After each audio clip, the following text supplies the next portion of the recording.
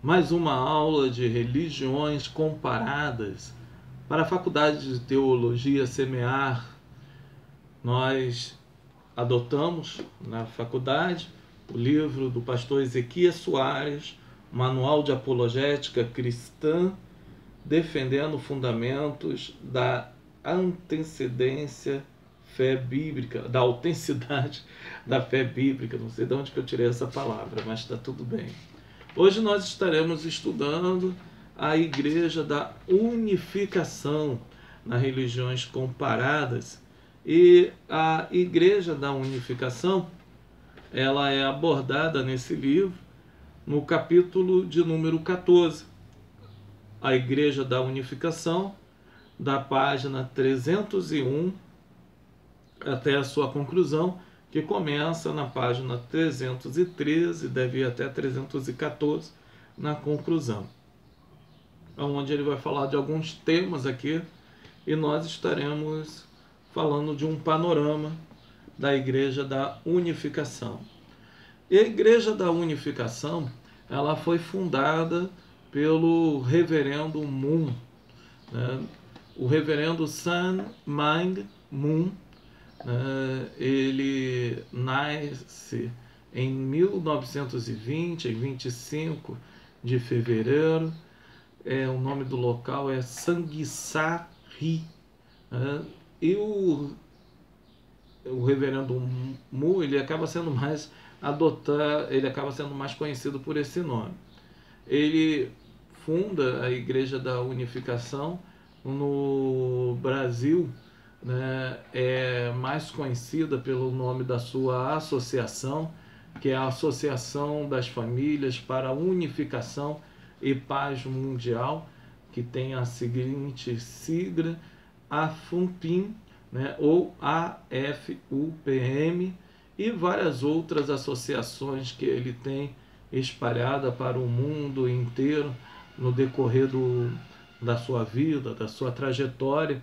Ele foi fundando algumas instituições que as pessoas acabam assim lutando, né, mediante o seu ponto de vista, mediante aquilo que ele acreditava, e ele tem uma perspectiva sobre o mundo, uma visão de mundo que é descrita principalmente no livro dele. Eu vou passar para que vocês possam ler, que é a exposição do princípio divino. Vocês podem até utilizar esse livro para fazer a sua monografia, o seu TCC, que também seria algo assim inédito, né? Seria a comparação da visão teológica da Igreja da Unificação com o cristianismo ortodoxo. É claro que você vai escolher ali alguns pontos, alguns tópicos, porque é um livro de 200 poucas páginas, não foi escrito por ele, mas reflete as ideias dele. Ele acaba utilizando um courrier, uma pessoa para poder explicar. O reverendo Moon, ele acaba investindo maciçamente em todo mundo para tentar manifestar ou disseminar as suas teorias religiosas, a sua própria teologia. Então, e também a sua visão de mundo. Eles têm uma visão de mundo bem ortodoxa, né? Principalmente concernente à formação da família. Eles baseiam-se que a formação da família seria a manifestação do reino de Deus nesse mundo, e aonde Deus estaria manifestando a sua graça, manifestando a sua vontade. Então eles investem maciçamente nisso. E para que dessa forma ele possa ter um sucesso nas suas empreitadas, então ele tem um investimento muito grande dentro de alguns materiais, alguns veículos de comunicação no mundo inteiro. Os mais conhecidos seria New Worlds Communications, que acaba trazendo essa corporação alguns instrumentos, e principalmente o jornal The Washington Times, É um jornal conhecido mundialmente e é um jornal que é um jornal conservador. Ele tem sempre comentários conservadores. Ele não acaba indo sempre contrário a movimentos de liberdade sexual, de homossexualismo, aborto, esses temas que geralmente são contrários à fé cristã, ou pessoas que têm um lado mais tradicional, eles são sempre do lado tradicional. Eles nunca acabam trazendo um panorama equilibrado. Você vai lê-lo, você pode ler, tem no Twitter, você pode segui-lo. Os comentários são sempre comentários tradicionais. Tem também empresas de automobilismo, remédio, algumas empresas de armas, turismo, publicidade, que acaba sendo necessário para ele, e alguns times de futebol no mundo inteiro.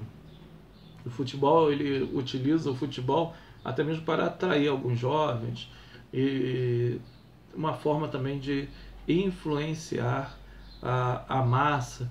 Inclusive tem o Seonggyeman Futebol Clube, que é o campeão, né, do futebol coreano, K-League.